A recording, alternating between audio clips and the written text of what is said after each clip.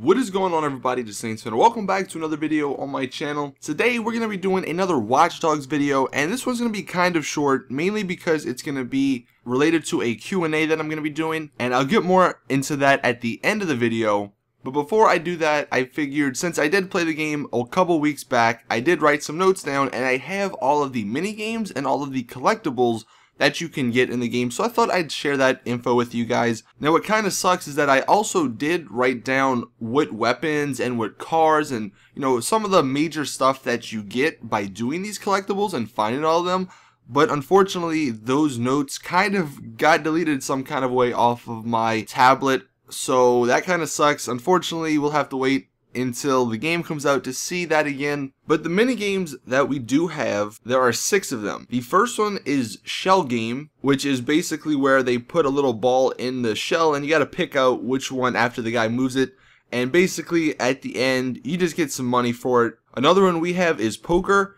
and I'm hoping this is actually going to be online, because what was really cool about Poker in single player was that if there was a camera in the room, you could actually hack that camera to see what other players' cards are and use that to your advantage.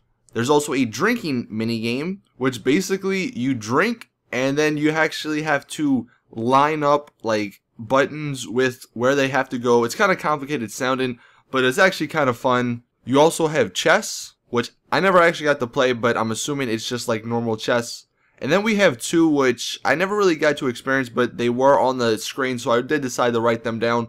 We have a mini game called Cash Run and one called NVZN, and I'm not really sure if that's initials for something, but we do have 6 total. The Poker one's probably the best out of the ones I've played. I really liked how you could actually use Aiden's skills as a hacker to influence the games and get more money, and having more money is always better.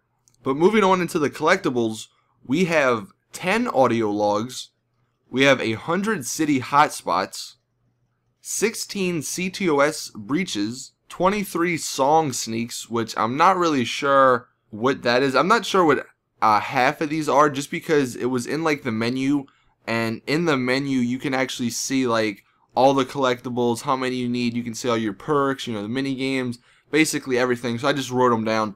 They didn't really have a description of them either, but there's 30 privacy invasions, and then there's 13 CTOS towers. And the towers, I'm pretty sure that's the only one we got to, or I got to at least find out what they are. It's similar to the towers in Assassin's Creed, where you had to climb up to the top and eagle eye vision them. These basically you got to find a way to hack into it, and then you can unlock more stuff around that area.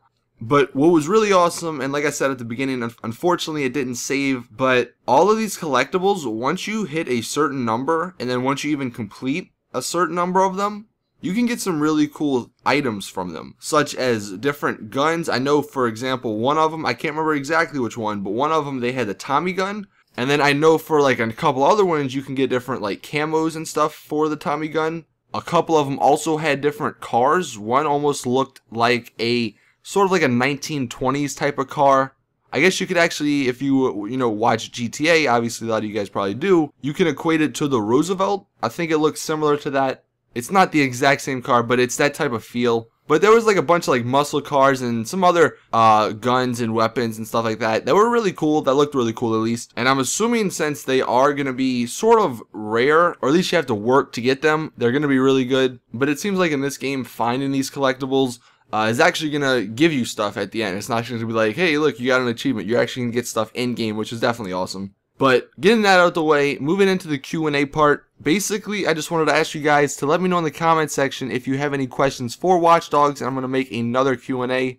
You guys seem to like the last one, so I will do that again. We only have about a couple more weeks until Watch Dogs officially comes out. I might be trying to get it early, but we'll see. But again, just leave your questions in the comment section, and if I didn't answer them in the last Q&A, I will answer them this Q&A. But anyway, hope you guys enjoyed. Leave a like if you did and are excited for Watch Dogs. Share the video, subscribe, all that stuff, and as always, it's your boy Saints, man. I'm all peace.